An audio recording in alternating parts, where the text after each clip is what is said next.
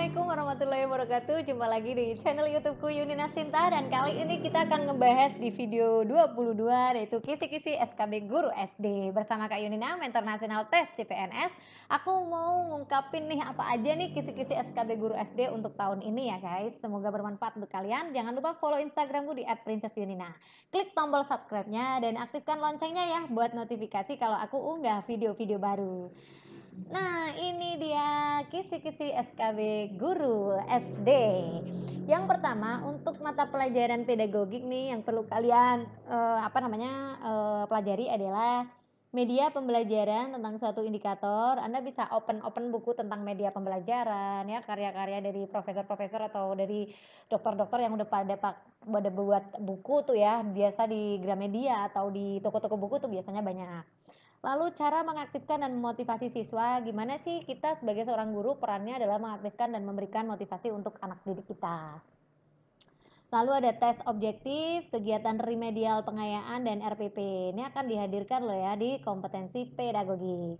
Lalu untuk bahasa Indonesia, itu nanti akan kalian temui untuk cari ide pokok, paragraf deduktif induktif, parafrase drama, kata baku tema, kemudian ada makna sebenarnya, makna tidak sebenarnya, denotasi konotasi ya, kemudian ada sinestesia.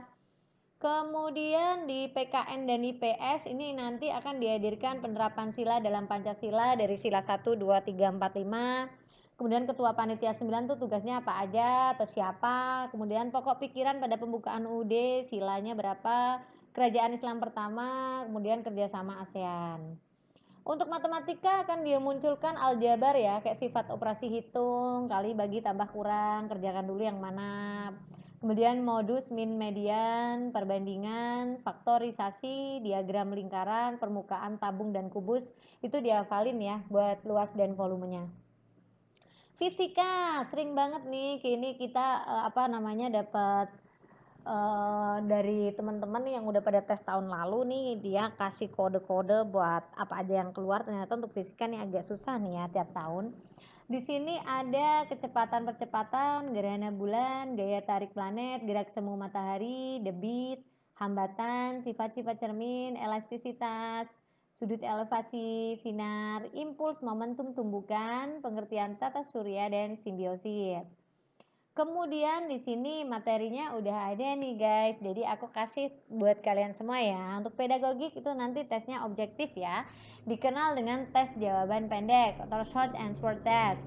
Di sini tesnya ya atau tidak. Kemudian ada juga tes model baru ya, new type test, yaitu salah satu jenis tes hasil belajar terdiri atas butir-butir soal item yang dapat jawab oleh tes dengan jalan memilih salah satu jawaban atau lebih gitu ya, atau beberapa kemungkinan itu juga bisa. Oke teman-teman, di sini ada juga menjodohkan. Jadi nanti bisa menjodohkan antara kolom pertama dan kolom kanan dan kolom kiri itu bisa. Kemudian jenis soalnya juga bisa pilihan ganda ya. Kemudian pilihan ganda udah biasa kan kita dapetin pilihan ganda. Kemudian di sini juga karena pilihan ganda biasanya stepnya banyak pengecohnya ya, jadi kita harus hati-hati. Menyusun pilihan yang benar, ini juga bisa. Benar salah juga bisa nanti bentuknya ya. Di sini ada kegiatan remedial dan pengayaan. Untuk prosedur remedial dalam melaksanakan kegiatan remedial sebaiknya mengikuti langkah. Yang pertama adalah analisis hasil diagnosis. Diagnosis kesulitan belajar adalah suatu proses pemeriksaan terhadap siswa yang diduga mengalami kesulitan dalam belajar. Melalui kegiatan diagnosis, guru akan mengetahui para siswa yang perlu mendapatkan bantuan atau tidak. Ini nanti kita pakai kegiatan remedial. Yang kedua, kita nyusun rencana kegiatan remedialnya nih. Bagaimana nanti ke depannya kita mau ngasih remedi untuk anak-anak itu topik apa nih yang mereka merasa kesulitan. Jadi dalam melaksanakan kegiatan remedial, perencanaannya adalah merumuskan indikator hasil belajar, menentukan materi yang sesuai dengan indikator hasil belajar, memilih strategi metode yang sesuai dengan karakteristik siswa, merencanakan waktu yang diperlukan, menentukan jenis prosedur dan alat penilaian. Kemudian setelah rencana tentunya kita laksanakan kan. Jadi di sini ada 3 melaksanakan kegiatan remedial. Yang keempat adalah menilai kegiatan remedial. Untuk mengetahui berhasil tidaknya kegiatan remedial yang telah dilaksanakan, harus dilakukan penilaian juga nih guys ya. Jadi strategi dan teknik-teknik remedialnya bisa juga dengan pemberian tugas ya. Dalam pemberian tugas dapat dilakukan dengan berbagai jenis, pemberian rangkuman, advance organizer dan sebagainya. Kemudian bisa juga dengan melakukan aktivitas fisik. Ada konsep yang lebih mudah dipahami lewat aktivitas fisik. Misalnya, kita memahami bahwa volume fluida tidak berubah kalau berada di dalam wadah yang berbeda bentuknya. Anda sebaiknya menggunakan berbagai media dan alat pembelajaran sehingga anak ini melakukan aktivitas fisik. Yang ketiga adalah kegiatan kelompok. Bisa jadi dengan diskusi kelompok ya. Guru untuk membantu siswa yang mengalami kesulitan belajar. Ini juga efektif sekali digunakan ya Bapak Ibu dan teman-teman semua. Tutorial sebaya. Kegiatan tutorial dapat dipilih sebagai kegiatan remedial juga loh. Dalam kegiatan ini seorang guru meminta bantuan kepada siswa yang lebih pandai ya untuk membantu siswa lainnya. Yang kelima adalah menggunakan sumber lain. Bisa juga selain dengan pembelajaran ulang, kegiatan kelompok tutorial, guru juga bisa menggunakan sumber lain untuk membantu siswa yang bermasalah. Bisa mendatangkan tokoh masyarakat dan sebagainya. Selain remedial, guru juga melakukan yang namanya kegiatan pengayaan. Definisi pengayaan. Kegiatan pengayaan adalah suatu kegiatan yang diberikan kepada siswa kelompok cepat agar mereka dapat mengembangkan potensinya secara optimal ya. Ini namanya pengayaan. Dalam merancang melaksanakan kegiatan pengayaan, nih guru bisa menerapkan pendekatan individu. Di sini ada kegiatan pengayaan yang diungkapkan oleh Julaiha 2007. Yang pertama adalah tutor sebaya, seperti yang tadi ya, yang pintar ngajarin yang kurang pintar. Tapi ini juga yang pintar memahami konsep juga ngomongin ke yang pintar juga boleh. Dua, mengembangkan latihan. Jadi latihan-latihannya dibuat agak berat nih. Jadi high-nya lebih hot lagi, high order thinking skill dan levelnya lebih tinggi. Tiga, mengembangkan media dan sumber pembelajaran. Jadi bisa juga siswa kelompok cepat ini diberi kesempatan untuk membuat hasil karya berbagai model. Bisa juga permainan-permainan dan alat-alat media. Yang keempat, melakukan proyek. Keterlibatan siswa dalam suatu proyek atau mempersiapkan suatu laporan khusus berkaitan dengan materi yang sedang diberikan ya. Kemudian yang kelima adalah memberikan permainan masalah untuk kompetensi antar siswa. Kan udah pinter-pinter semua tuh ya, kita buat kayak games dan kuis. RPP, susunan RPP kurikulum 2013. Ingat, di sini untuk identitas itu terdiri dari nama sekolah, mata pelajaran, kelas semester, materi pokok, waktu, dan pertemuan. Ini untuk bagian identitas ya, dan ini wajib harus ada. Kemudian disusul dengan kompetensi inti, kompetensi dasar, indikator pencapaian kompetensi, tujuan pembelajaran, materi pembelajaran, model atau metode pembelajaran, alat, media, sumber pembelajaran, langkah-langkah pembelajaran, penilaian hasil belajar, dan instrumen penilaian hasil belajar. Susunan RPP KTSP itu berbeda dengan yang K13, tapi Anda harus mengerti juga ya. Bagiannya adalah nama sekolah, mata pelajaran, kelas, semester, pertemuan ke. Di situ juga terdapat alokasi waktu, standar kompetensi, kompetensi dasar dan indikator. Disusun dengan tujuan pembelajaran, materi, metode, langkah-langkah, alat bahan dan penilaian. Ini untuk yang KTSP ya guys. Materi bahasa Indonesia, paling tidak Anda juga harus tahu bahwa di dalam guru SD itu ada tentang parafrase drama. Apa itu parafrase? Itu adalah mengungkapkan kembali suatu tuturan bahasa ke dalam bentuk bahasa lain tanpa mengubah pengertiannya. Jadi hanya kita membuat atau menguraikan kembali suatu teks, itu namanya parafrase.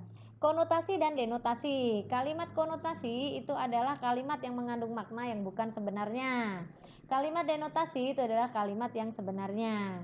Sinestesia. Sinestesia adalah perubahan makna pada suatu kata yang mengalami pertukaran makna, di mana makna yang mengalami pertukaran terjadi karena tanggapan dari dua hal yang dihubungkan dengan panca indera. Contoh, dingin. Pantas saja saat bangun tadi pagi terasa dingin sekali, ternyata turun hujan. Dingin dalam kalimat ini makna yang sesungguhnya dirasakan oleh kulit. Sedangkan yang kedua, sikapnya padaku berubah jadi dingin sejak aku tidak menghadiri acara ulang tahunnya minggu lalu.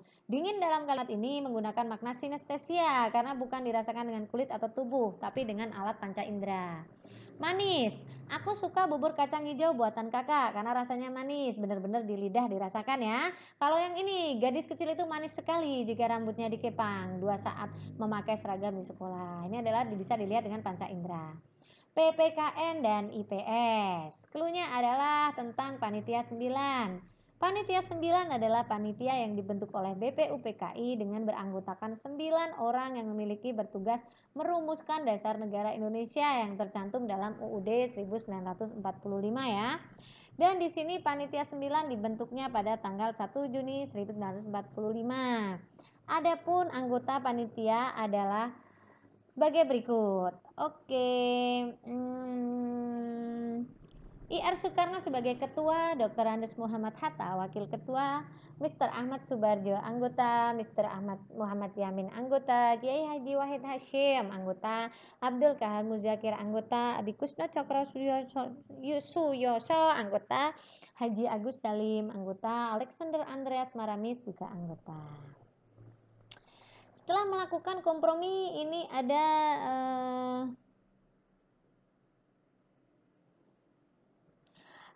kompromi antara 4 orang dari kaum kebangsaan dan 4 orang dari pihak Islam. Tanggal 22 Juni 1945 panitia 9 menghasilkan rumusan yang dinamakan Piagam Jakarta ya guys, atau Piagam Charter.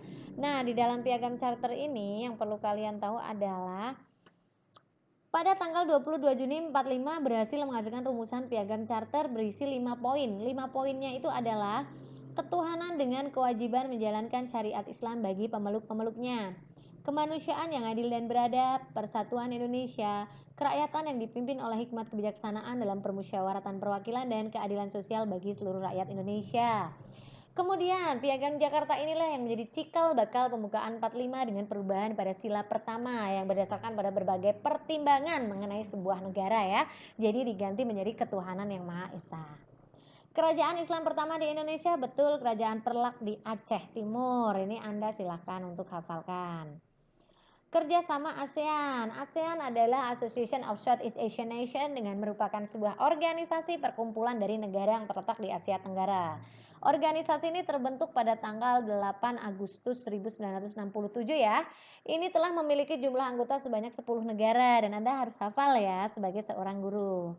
Tujuan ASEAN ini bukan semata untuk menjalin kerjasama aja ya, tetapi juga dibentuk berdasarkan tujuan tertentu. Tujuan tertentu yaitu memiliki tujuan fungsi yang dimiliki oleh ASEAN, punya kedudukan masing-masing, memperkuat kerjasama yang terjalin ya. Sebagai negara pendiri ASEAN, Indonesia juga mempunyai peran penting loh ya. Peran pentingnya adalah menimbulkan keuntungan bagi Indonesia sampai sekarang ini. Oke, kerjasama ASEAN di bidang ekonomi, contohnya adalah pembukaan pusat promosi ASEAN. Kemudian yang kedua, penyediaan cadangan pangan. Yang ketiga, penyelenggaraan proyek industri. Dan ini industri-industrinya yang perlu Anda tahu ya, karena aku kasih clue yang penting-penting.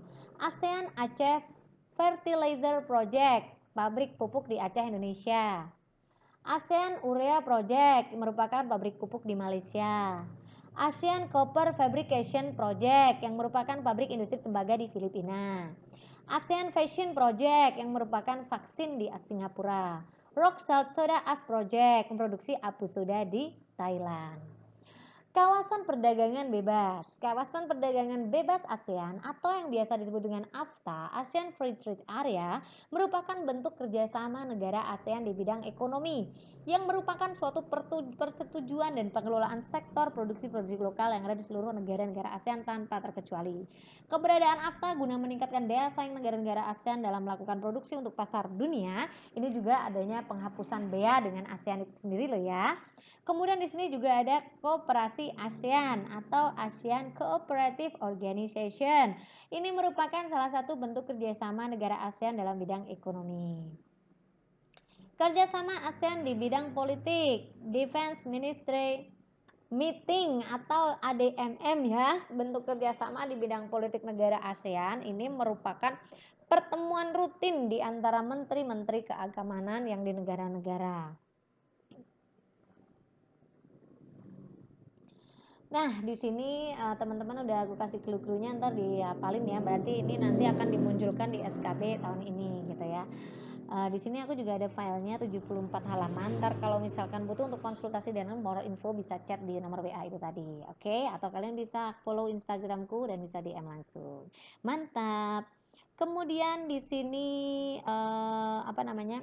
Ada perjanjian ekstradisi ASEAN ya. Di sini perjanjian ekstradisi negara ASEAN itu bentuk kerjasama bidang politik dalam menangani tersangka kejahatan yang melarikan diri ke kawasan ASEAN. Kemudian ada juga perjanjian kawasan bebas nuklir. Ini merupakan kerjasama negara ASEAN di bidang politik ya tentang nuklir. Lalu ada perjanjian kawasan damai, bebas, dan netral. Ini adalah kerjasama negara di ASEAN yang menjaga masing-masing negara agar tetap damai.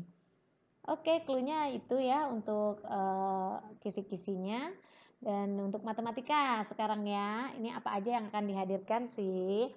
Aljabar, sifat operasi hitung. Operasi hitung bentuk aljabar dapat berupa perkalian satu suku dengan dua suku atau selebihnya. Ingat, masih ingat dengan sifat komutatif? Betul, pertukaran ya. Berarti A ditambah B sama dengan B ditambah A.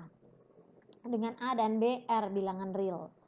Asosiatif, A ditambah B dalam kurung ditambah C, A ditambah B ditambah C dalam kurung. Jadi ini bisa. Asosiatif adalah pengelompokan. Distributif, ini adalah sifat penyebaran. A kali B ditambah A kali C jadinya. Karena ini dikalikan dengan disebar. Oke. Penjumlahan, perkulangan, dan perkalian. Saranku adalah kalian banyak berlatih ya. Misalkan seperti ini berarti kita X kali A, X kali B. Seperti itu. Dua suku juga bisa ya. Misalkan seperti ini berarti X kuadrat ditambah 2XY ditambah Y kuadrat. Ini jadinya adalah kalau ada dua hal yang dikalikan jadinya seperti ini bentuknya. Min, median, modus. Min adalah nilai rata-rata ya, jumlah dari rata-rata. Kalau median itu adalah nilai tengah. Modus adalah nilai yang sering muncul. Ada lagi juga perbandingan senilai. Berarti kita pakai rumusnya kalau perbandingan senilai itu sama ya guys. A1 per B1 sama dengan A2 per B2. Tapi kalau perbandingan berbalik nilai ini jadinya A1 per B2 sama dengan A2 per B1. Jadi berbalik nilai ya. Perbandingan senilai dan berbalik nilai Anda harus banyakin latihan ya, karena nanti akan berfungsi juga untuk kedepannya. Itu udah aku kasihkan. Matematika faktorisasi dipelajari ya, boleh pakai pohon faktor seperti ini atau Anda bisa menggunakan tabel. KPK, FPB dipelajari. Diagram lingkaran ini ya, kalau satu lingkaran penuh itu 100%. Nanti kalau Anda disuruh mencari, saya yakin sudah mampu ya. Kalau derajat 360 derajat. Itu untuk gambaran matematika yang harus dipelajari. Kemudian ini juga dipelajari ya guys untuk tahun ini. Luas permukaan tabung dan kubus ya. Luas permukaan kubus adalah 6 kali sisi kali sisi. Luas permukaan tabung itu adalah luas tutupnya pi r kuadrat, kemudian luas selimutnya 2 pi rt, kemudian luas alasnya pi r kuadrat. Ya, jadi Anda harus tahu luasnya semuanya dijumlah. Fisika, masuk ke kecepatan dan percepatan. Benar-benar harus dihafalin untuk rumus ini ya. V sama dengan S per T. V itu adalah kecepatan, S jarak tempuh, dan T adalah waktu tempuh. Jadi kita pakai rumusnya adalah gini nih. S P T ya. Dibuat apa ini namanya? Segitiga ya. Jadi kalau kita nentuin S ini V-nya dikali T, kalau yang atas bawah ini dibagi. Nah, seperti itu aja. Jadi ini udah cepet apal. Percepatan rata-rata dan rumusnya adalah perubahan kecepatan per selang waktu ya. Berarti untuk perubahan berarti V2 kurangi V1, T2 kurangi T1. Ini untuk rumus percepatan. Jadi aku ulangi, percepatan rata-rata adalah perubahan kecepatan atau delta V per delta T selang waktu sama dengan V2 kurangi V1, T2 kurangi T1. Contoh untuk soal percepatan nih aku kasih ya. Sebuah sepeda motor melaju dengan kecepatan 2 meter per sekon. Setelah melaju 10 second, kecepatannya bertambah jadi 4 meter per sekon. Berapa percepatan yang dialami? Caranya adalah yang diketahui per awal berarti V1 2, V2 adalah 4, T1-nya 0 second, T2-nya 4 second. Jadi di sini hanya kita masukin aja dengan rumus ini ya, yang tadi ya. V2 kurangi V1 per T2 kurangi T1. 4 kurangi 2 per 4 kurangi 0. 2 per 4 adalah 0,5 meter per second. Ini untuk contoh soal percepatan. Mudah kok teman-teman. Dibiasakan aja untuk terus berlatih. Budi mengendarai sepeda motor dengan kecepatan 5 meter per second. Setelah 12 detik kemudian, di depan terdapat jalan yang rusak sehingga kecepatannya berkurang jadi 2 meter per second. Jadi sama ya, V1 5, V2 2, T1 0, T2 12 second. Masukin rumusnya jadi 2 kurangi 5 per 12 kurangi 0, negatif 3 per 12, negatif 1/4 atau negatif 0,25. masukin aja rumusnya pakai rumus yang V2 kurangi V1 per T2 kurangi T1. Masih banyak banget materinya, dan jangan lupa untuk kunjungi channel YouTubeku ya, karena ini nanti akan berantai. Terus silakan pelajari gerhana bulan ya, gerhana bulan, gerhana matahari, hukum Newton dengan rumus percepatan sebuah benda yang diberi gaya adalah sebanding dengan besar gaya. Rumus hukum 2 Newton, F sama dengan M kali A. F itu adalah gaya, M itu massa, A percepatan. Contoh, sebuah mobil mempunyai massa 3000 kilo. Ya. Dari keadaan diam mulai bergerak 12 second. Kecepatan mobil 6 meter per second. Hitunglah gaya yang bekerja. Oke, yang diketahui adalah M 3000. Oke, sorry. Hilang deh, baru dibuka. Sorry deh ya. Oke, jadi untuk fisika kita udah latihan ini ya. Jadi untuk masanya adalah 3000 km, 3000 kg. Dari keadaan mula adalah 0, VT-nya adalah 6, T-nya adalah 12S. 12 second. Kita masukkan F sama dengan M kali A kan. Kita cari A-nya dulu. Kita belum dapat A-nya kan. Nah, A itu dicari dari delta V per delta T kan, atas ya. 6 kurangi 0 dibagi 12 kurangi 0, 0,5. Jadi masukkan untuk A-nya 0,5 di sini. Jadi 3000 dikali 0,5 adalah 1500 Newton. Kayak gitu aja. Jadi pertama cari A dulu. Kemudian setelah cari percepatan A, maka kita cari gaya F. Gitu ya teman-teman ya. Soal tentang gaya. Jika sebuah truk memiliki massa 3 ton dalam keadaan diam, hitunglah berapa gaya truk tersebut jika melaju 30 detik dengan kecepatan 18 km per jam. Dalam memecahkan persoalan tersebut kita menggunakan hukum Newton 2 ya, dengan M sama dengan 3 ton sama dengan 3000 kilo, dengan V1 0, V2 5 ya. Kemudian kita cari delta V, delta T kan, A V2 kurangi VT. 5 dikurangi 0 dikali 30 second. A-nya adalah 16 M per second. Gaya yang dikerjakan adalah 16-nya masukin sini, jadi 3000 kali 16 yaitu 500 Newton. Ya, sama dengan yang tadi sih di awal cara pengerjaannya. Untuk gaya tolong dipelajari di fisika ya. Kemudian gaya tarik planet, hukum gravitasi yang diajukan oleh Newton itu juga dipelajari juga ya, gaya gravitasi, gaya Newton. Kayaknya untuk itu rangkaian listrik ya, rangkaian listrik, resistor itu juga dipelajari. Oh iya, ini juga aku kasih tahu untuk gerak semu tahunan matahari ya, untuk musim-musim dipelajari. Ini kalau aku kasih clue-nya. Ntar cari aja di googling di internet karena banyak banget materi yang ada di situ. Oke, dan ini kayaknya aku udah kasih ke teman-teman semua ya untuk kisi-kisi SKB-nya. Tetap kunjungi di channel video 23 karena nanti kita akan bahas banyak banget, ada matematika, fisika dan sebagainya. Jangan lupa untuk aktifin tombol loncengnya ya, untuk subscribe juga. Thank you so much for your attention, dan semoga bermanfaat video-video dari aku, dan wassalamualaikum warahmatullahi wabarakatuh.